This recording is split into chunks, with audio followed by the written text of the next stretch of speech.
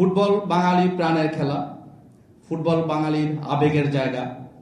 আমার এখানে এই যে ফুটবল নিয়ে আমাদের এত উন্মাদনা আমাদের ছিল, সেই উন্মাদনা কিন্তু আজকে আমাদের নেই।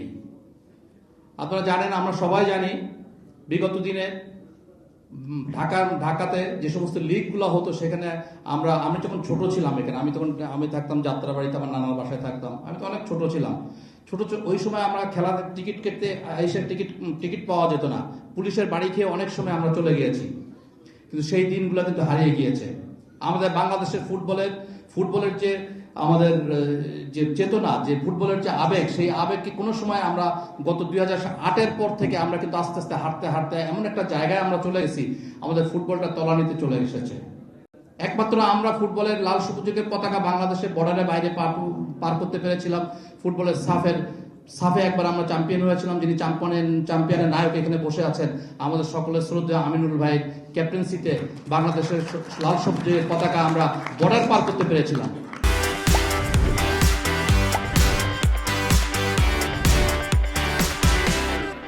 তারপর থেকে আমরা হারের মধ্যেই আছি, হাঁটতে এমন একটা জায়গায় আমরা চলে এসেছি যে জায়গা থেকে ফুটবল নিঃশেষ হয়ে গিয়েছে।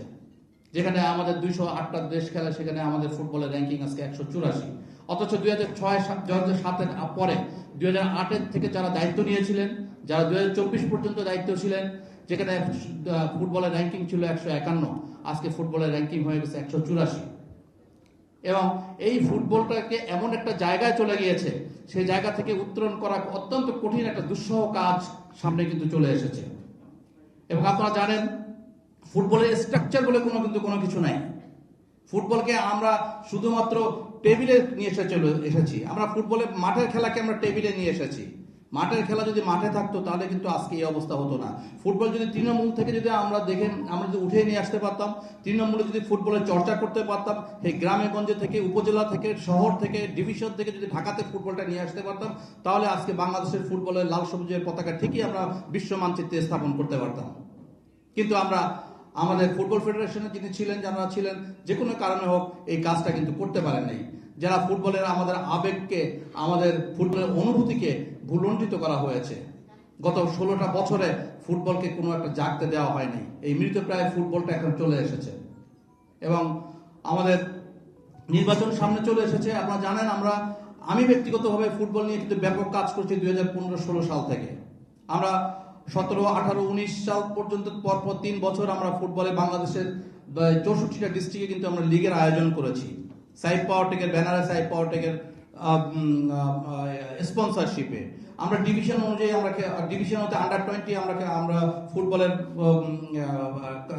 কম্পিটিশন আমরা করেছি। ওখান থেকে প্লেয়ারগুলোকে বাছাই করেছি। এবং তার পরবর্তীতে যে first division, second division, third ডিভিশনে প্রচুর প্লেয়ারের সরবরাহ ছিল। আপনারা যারা ক্লাব চালান তারা আপনারা বুঝবেন, 18, 19, 20-এ প্রচুর প্লেয়ারের সরবরাহ ছিল, যেগুলো আমরা দীর্ঘদিন ধরে আমরা গ্রামে গঞ্জে যেটা কাজ করেছি তার ফলশ্রুতিতে কিন্তু এটা এসেছে। কিন্তু ওই সময় যে আমরা কাজ করেছি সেখানে কিন্তু অত্যন্ত প্রতিকূল অবস্থার ভিতরে আমরা কাজ করেছি। কারণ ফুটবল ফেডারেশন কোনো সময় চায় নাই যে আমরা আমাদের টিম নিয়ে, আমাদের স্পন্সর নিয়ে আমরা ফুটবলের লিগগুলো আয়োজন করি। বাট প্রতিকূল অবস্থার মধ্য থেকে আমরা কিন্তু এই কাজগুলো করে গিয়েছি। এখানে আমাদের কারোকে দেখানোর কোনো কিছু ছিল না। আমরা ফুটবলের ডেভেলপমেন্ট নিয়ে আমরা কাজ করেছি।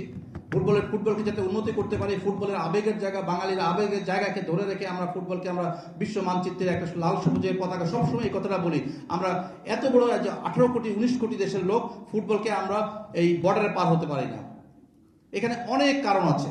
ফুটবলের কোনো স্ট্রাকচার নেই। ফুটবল যেভাবে ফুটবল আগাচ্ছে, সেই ফুটবলে এই আগানোটাই ঠিক নেই। আমরা সবসময় আমরা একটা কথা বলি, আমরা যখন স্কুলে পড়তাম, কলেজে পড়তাম, আমাদেরকে অনেক সময় বলতো যে স্টেজে মারা লোক। স্টেজে মারা অর্থ কি? অর্থাৎ আগের দিন পড়াশুনো করে পরের দিন পরীক্ষা দেওয়া।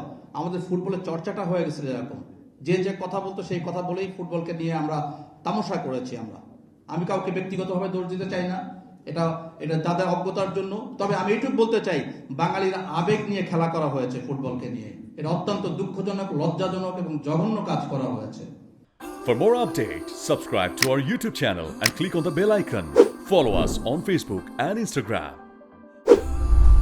Download T-Sports app to enjoy exciting games and highlights. Visit tsports.com.